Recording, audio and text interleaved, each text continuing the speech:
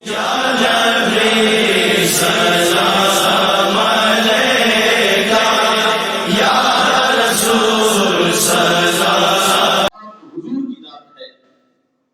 اس سچ کی تصدیق کرنے والی صدیق اکبر کی ذات ہے. اور وہ سچ کیا ہے؟ وہ رب کا قرآن ہے اور خود رب کے محبوب ہے. فرمایا رب کے محبوب رب کی طرف سے جو قرآن لے کر آئے، کافروں نے کہا یہ تو گھڑا ہوا کلام ہے، رب کا کلام نہیں ہے. کچھ نے کیا کہا، کچھ نے کیا کہا. اور صدیق اکبر کی وہ ذات ہے جنہوں نے حضور کی ذات کی بھی تصدیق کی ہے کہ یہ اللہ کے سچے رسول ہے، اور رب کی کتاب قرآن کی بھی تصدیق کی ہے کہ یہ رب کا سچا کلام ہے. اور پھر رب نے ان کی شان کو بیان فرمائی، اولئک هم المتقون. فرمایا جو سچ کو لانے والی ذات ہے وہ بھی متقی اور پرہیزگار ہے، جو اس سچ کی تصدیق کرنے والی ذات ہے وہ بھی متقی اور پرہیزگار ہے. اور قرآن کی دوسری آیت میں فرمایا ان اکرمکم عند اللہ اتقاکم. فرمایا رب کی بارگاہ کے اندر تم میں سے سب سے زیادہ عزت والا وہ ہوگا جو سب سے زیادہ متقی اور پرہیزگار ہوگا. اب پوری کائنات کے اندر رب کے بعد سب سے بلند مرتبہ جو ذات ہے وہ حضور کی ذات ہے. اس کے بعد تمام انبیاء اور مرسلین، اس کے بعد صحابہ کرام میں سب سے افضل اور اعلیٰ حضرت سیدنا صدیق اکبر رضی اللہ تعالیٰ عنہ کی ذات ہے. افضل البشر بعد الانبیاء یہ صدیق اکبر کی ذات ہے، اس لیے کہ آپ تقوی اور پرہیزگاری کے اندر سب سے آگے تھے، اور رب کی بارگاہ کے اندر پہلا مقام انبیاء اور مرسلین کا ہے، اور صحابہ کرام میں سے سب سے پہلا مرتبہ حضرت سیدنا صدیق اکبر رضی اللہ تعالیٰ عنہ کا ہے. اور اس بات کی شہادت اور گواہی اللہ کے محبوب علیہ السلام نے اپنی زندگی مبارک کے اندر ارشاد فرمائی. آپ جس وقت علیل ہوئے، حتیٰ کہ مسجد تک آنے کی بھی مزاحمت نہ ہو سکتی تھی، آپ نے حکم دیا کہ مسجد نبوی شریف میں جا کر صدیق کو کہو کہ میرے مصلی پہ کھڑے ہو کر نماز پڑھائیں. اب یہ حضور کا حکم یہ کوئی عام نہیں ہے، بلکہ شریعت کے احکاموں میں سے ایک حکم ہے، اور اس سے بہت بڑے بڑے مسائل نکلتے ہیں. جن مسائل میں سے ایک مسئلہ یہ بھی ثابت ہوتا ہے کہ میرے آقا کی نگاہ کے اندر، نظر کے اندر تمام صحابہ کرام علیہم الرضوان میں سے جس کا سب سے بلند مقام اور مرتبہ ہے اس ہستی کا نام ابوبکر صدیق ہے. اس لیے آپ نے فرمایا کہ صحابہ کرام کی جماعت کے اندر جا کر یہ اعلان کر دو، حضور فرما رہے ہیں کہ صدیق میرے مصلی پہ کھڑے ہو کر سب صحابہ کو نماز پڑھائے. اب امام وہی ہوتا ہے جو سب سے اعلیٰ ہو. میرے آقا کی نگاہ کے اندر سب صحابہ کرام میں سے بلند مرتبے والا صدیق اکبر تھا، اس لیے میرے آقا کی مصلی پہ کھڑے ہو کر نماز پڑھائے. اور پھر آپ صلی اللہ علیہ وسلم کے ظاہری مثال کے بعد صحابہ کرام نے اسی فضیلت کو دیکھتے ہوئے کہا جب حضور نے اپنی زندگی میں اپنے مصلی پہ صدیق اکبر کو کھڑا کیا، اور یہ امامت صغریٰ ہے، اور جو ملک چلانے والی ہوتی ہے وہ امامت کبریٰ ہے. فرمایا جب میرے آقا نے اپنی زندگی مبارک کے اندر امامت صغریٰ کے لیے صدیق اکبر کو چنا ہے، تو لہذا امامت کبریٰ کے لیے بھی حضور علیہ السلام کی رضا کے اندر یہی پسندیدہ تھے. اس لیے صحابہ کرام کا اجماع ہوا، اتفاق ہوا کہ اب حضور کی اس کرسی پر بھی، اس نشست پر بھی صدیق اکبر کو بٹھا دیا جائے. وہ آپ کے اتفاق سے سب سے پہلے خلیفہ حضرت سیدنا صدیق اکبر رضی اللہ تعالیٰ عنہ، اور آپ نے اس نظام کو قرآن و حدیث کے اصول کے مطابق چلایا، اور ایسا چلایا کہ آج بھی ان کے دور کی مثالیں دی جا رہی ہیں. اور آج بھی لوگوں کے لیے وہ راہ صراط ہے، مستقیم ہے، سیدھا راستہ ہے. اگر لوگ اس پہ چلیں گے تو وہ کامیاب ہو جائیں گے. اور میرے آقا کے ساتھ آپ کا ربط کتنا تھا، آپ کا عشق اور محبت کتنی تھی، جان نثاری کا جذبہ کتنا تھا، حضور کے ساتھ وفا کتنی تھی. جب غار ثور کا واقعہ پیش آیا آپ خوب جانتے ہیں، اللہ کے رسول علیہ السلام نے صدیق اکبر کو فرمایا اے صدیق تیار رہنا رب کا حکم آنے والا ہے ہجرت کے بارے میں، تو پھر ہجرت کریں گے، اتنا کہا اور حضور واپس آ گئے۔ پھر جب حکم ہوا ہجرت کے بارے میں، اللہ کے رسول علیہ السلام نکلے، صدیق اکبر کے گھر کے پاس گئے، دروازہ کھٹکھٹانے کی بھی آپ نے تکلیف نہ فرمائی، جو ہی آپ پاس گئے صدیق اکبر نے فوراً دروازہ کھولا اور حضور نے فرمایا صدیق آپ تیار ہیں؟ میں نے تو کئی دن پہلے کہا تھا تیار رہنا، اللہ کا حکم آئے گا پھر ہجرت کریں گے۔ عرض کی یا رسول اللہ صلی اللہ علیہ وسلم، جب سے آپ نے مجھے حکم دیا ہے رب کا حکم آئے گا ہجرت کریں گے، میں اس دن سے تیار ہوں، کبھی سویا نہیں ہوں، بلکہ رات کو اسی دروازے پر کھڑے ہو کر آپ کا انتظار کرتا ہوں کہ کب اللہ کے رسول آئیں گے اور مجھے حکم فرمائیں گے ہم ہجرت کے لیے چلیں گے۔ اللہ کے رسول کو اتنا انتظار بھی نہ کرنا پڑے، اے صدیق اللہ کا حکم آ چکا ہے چلیے، اور میں کہوں یا سنا ٹھہریے میں تیار ہوتا ہوں، بلکہ آپ پہلے سے تیار تھے۔ کہا جب رسول اللہ صلی اللہ علیہ وسلم آئیں گے حکم فرمائیں گے تو فوراً ان کے ساتھ چل پڑیں گے، اور یہ صدیق کی وفا ہے۔ آج اللہ کے رسول علیہ السلام کے احکام، آپ کے حکم، آپ کے فرامین ہم تک پہنچے ہوئے ہیں، لیکن ہم کیسے ان پہ عمل کر رہے ہیں؟ صدیق اکبر کی زندگی کے اندر اس واقعے سے ہمیں یہ سبق لینا چاہیے کہ ان کو حضور نے یہ اشارہ فرمایا تھا حکم آئے گا پھر عمل کریں گے، اور وہ پہلے سے تیار ہو گئے، اور ہمارے پاس تو حکم پہنچ گیا ہے، قرآن بھی آ گیا ہے، رسول کا فرمان بھی آ گیا ہے، اب ہم کس بات کے انتظار میں بیٹھے ہیں؟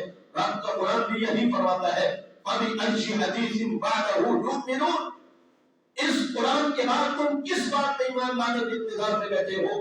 بلکہ یہی قرآن تھا جو مکمل ہے، اکمل ہے، الْيَوْمَ أَكْمَلْتُ لَكُمْ دِينَكُمْ وَأَتْمَمْتُ عَلَيْكُمْ نِعْمَتِي وَرَضِيتُ لَكُمُ الْإِسْلَامَ دِينًا۔ رب نے اس اسلام کو مکمل فرما کر تمہاری طرف بھیج دیا۔ اب ہمیں چاہیے ہم اس قرآن کے مطابق اپنی زندگی گزاریں، اور صحابہ کرام خصوصاً سیدنا صدیق اکبر رضی اللہ تعالیٰ عنہ کی زندگی کو پڑھ کر ہم اپنی زندگی گزاریں، پھر دیکھیں رب تعالیٰ کتنی رحمتیں نازل فرماتا ہے۔ اور جب غار کے اندر پہنچے، غار ثور، جن لوگوں نے زیارت کی ہے وہ اس کا منظر خوب جانتے ہیں۔ آج کل بڑے بڑے نوجوان اس غار ثور کی بلندی کو دیکھ کر نیچے کھڑے ہو کر سلام کر کے واپس آ جاتے ہیں۔ میں کہتا ہوں غار کو سلام بعد میں کریں، وہیں کھڑے ہو کر سیدنا صدیق اکبر رضی اللہ تعالیٰ عنہ کی عظمت کو پہلے سلام کریں۔ ہم اکیلے ہو کے نہیں چڑھ سکتے، اور انہوں نے اپنے کندھوں پہ حضور کو اٹھا کر غار ثور تک پہنچے۔ ان کی عظمت کو سلام پہلے کرنا چاہیے، اور وہاں جا کر پھر جب غار کے اندر چلے گئے، اب کفار پیچھے چل رہے ہیں، دیکھ رہے ہیں کہاں ہے۔ جب کفار کے آنے جانے کی آواز سنی، حضرت سیدنا صدیق اکبر رضی اللہ تعالیٰ عنہ کے دل کے اندر خوف ہوا۔ قرآن نے جس کو لا تحزن ان اللہ معنا کے لفظوں کے ساتھ بیان کیا کہ حزن جو ہوتا ہے وہ ہوتا ہے جو دوسرے کے بارے میں فکر ہو، جو جس کو اپنی جان کا خوف ہو اس کو خوف کہا جاتا ہے۔ تو صدیق اکبر کے بارے میں خوف کا لفظ نہیں بلکہ حزن کا لفظ ہے۔ یہاں سے علماء نے یہ فرمایا کہ غار ثور کے اندر صدیق اکبر کو اپنی جان کا خوف نہیں تھا، بلکہ حضور کی فکر تھی کہ کہیں کافر پہنچ کر حضور پہ حملہ نہ کر لے، اس لیے میں حضور کے ساتھ ہوں، مجھے فکر ہے۔ جب یہ کہا یا رسول اللہ صلی اللہ علیہ وسلم کافر پہنچ آئے ہیں، تو اللہ کے رسول نے کیا فرمایا؟ فرمایا لا تحزن ان اللہ معنا، اے صدیق اکبر پریشان نہ ہونا، اگر ہم اس غار کے اندر دو ہیں تو تیسرا ہمارا اللہ بھی ہمارے ساتھ ہے۔ کہا ہمارا رب ہمارے ساتھ ہے، ہمیں کوئی ڈرنے کی فکر نہیں ہے۔ تو لہذا صدیق اکبر رضی اللہ تعالیٰ عنہ پھر سکون کے اندر رہے، اور پھر اس غار کے اندر جو سب سے بہترین واقعہ پیش آیا جو امت کے لیے سبق آموز بھی ہے وہ یہ ہے کہ غار کی صفائی کرنے کے بعد ایک جو سوراخ رہ گیا اس کے اندر اپنی ایڑی رکھی اور بیٹھ گئے، اور حضور اکبر صلی اللہ علیہ وسلم نے اپنا سر مبارک صدیق اکبر کی گود پہ رکھا اور آرام فرمانے لگے۔ ادھر سے سانپ نے جب دیکھا، سوراخوں کو دیکھتا گیا، انسانی جسم نظر آیا، اس کو ڈس دیا۔ اب صدیق اکبر کی ہمت دیکھیے، سانپ کا ڈنگ ہو اور انسان اپنے جسم کو حرکت بھی نہ دے، اور حرکت کس نے نہیں دی؟ یہ الفاظ بھی کتابوں میں موجود ہے. فرمایا لا تتحرک مخافت اللہ یتربہ، اس بات سے ڈرتے ہوئے جسم کو حرکت نہیں دی ہے کہ رسول اللہ صلی اللہ علیہ وسلم کے آرام کے اندر خلل نہ آ جائے. کہا اگر میں اس ڈنگ کے درد کی وجہ سے اپنے جسم کو حرکت دیتا ہوں، میری گود کے اندر حضور تشریف فرما ہے، آپ کے آرام کے اندر خلل آئے گا. ارے یہ صدیق اکبر کا عشق ہے، اپنی جان کو وار دیا. اب اس سام کے ڈنگ کو برداشت کرنا یہ اپنی جان کو مارنے والی بات ہے. فدا کر دیا ہے لیکن حضور کے آرام کے اندر خلل نہیں آنے دیا. پھر بے ساختہ چونکہ اس زہر کا اثر بہت تیز ہوتا ہے، آپ کے آنسو آنکھ سے نکلے، حضور کے چہرے پہ پڑے. حضور نے پوچھا کیا ہوا؟ مالک یا ابا بکر، اے ابو بکر آپ کو کیا ہوا؟ اب ایسی خطرناک حالت میں جب کوئی کسی سے پوچھے تو وہ فوراً اپنا درد بیان کرتا ہے. لیکن صدیق اکبر کا جو معمول تھا، جب بھی حضور سے بات کرتے کیا کہتے؟ آپ یہ کہتے فدا کا ابی و امی، یا رسول اللہ آپ کی ذات پہ میری ماں باپ قربان ہوں، آپ کیا فرماتے ہیں؟ اس انداز میں بات کرتے تھے. جب اس وقت حضور نے پوچھا اے ابو بکر کیا ہوا، پھر یہی جملہ دہرایا فدا کا ابی و امی، یا رسول اللہ میرے ماں باپ آپ پہ قربان ہوں، مجھے کسی چیز نے ڈس لیا. اتنا ادب و احترام. اور یہ کہتے کہ کسی چیز نے مجھے ڈس لیا ہے، مجھے درد ہو رہا ہے، نہ اپنے درد کو پیچھے رکھا، حضور کے ادب کو پہلے رکھا.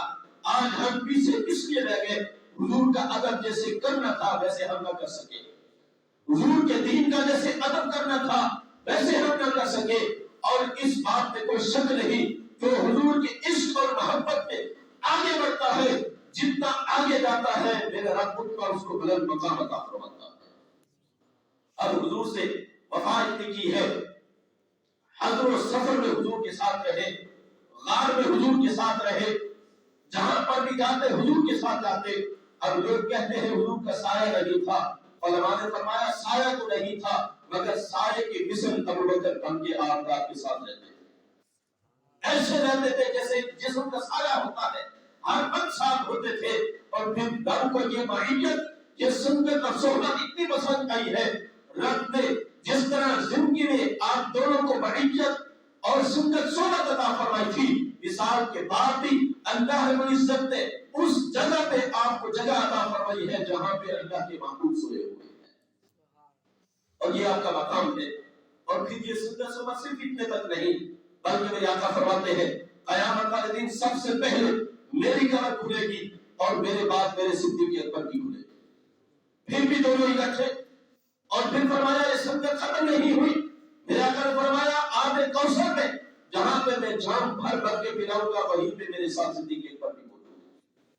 تو حضور سے وفا کرنا تمہارا کام ہے، اور تمہاری اس وفا کے بدلے میں اجر عظیم عطا فرمانا یہ میرے رب کا کام ہے. اب صحابہ کے اندر یہ منفرد مقام حاصل کرنا یہ کس وجہ سے تھا کہ صدیق اکبر نے غیر مشروط محبت کی ہے، کوئی شک نہیں لگا.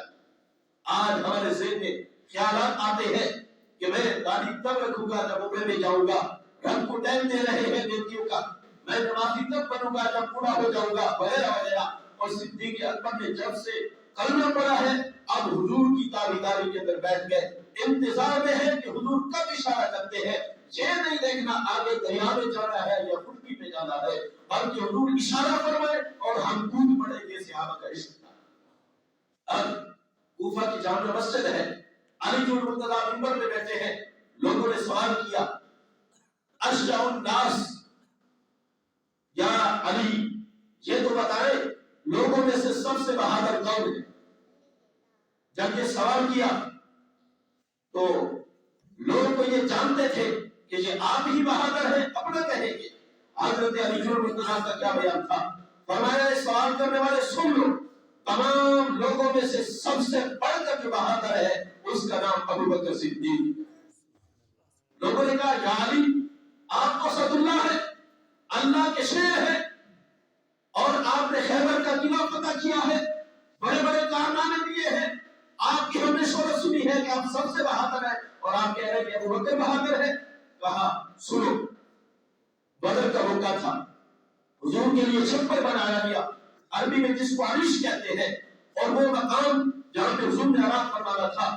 اب صحابہ کرام کے اندر مشورہ چل رہا ہے کہ اس جگہ پہ حضور نے آرام فرمانا ہے، باقی لوگ کافروں کے ساتھ لڑیں گے، وہ ہزار کا لشکر ہے، ادھر 313 ہے، اسلحہ بھی نہیں ہے۔ اب خطرناک جگہ یہ ہے کہ کوئی کافر آ کر حضور پہ حملہ نہ کرے۔ اب دیکھیں، ایک یہ ہوتا ہے کہ مجھے قتل کر کے وہ آگے جائے گا، لیکن ان کے اندر یہ تھا کہ کوئی بندہ مجھے مار کے آگے نہ چلا جائے، میری جان کی تو خیر ہے۔ اب سارے سوچ رہے ہیں بھئی حضور کی حفاظت کون کرے گا؟ بہت بڑی ذمہ داری ہے۔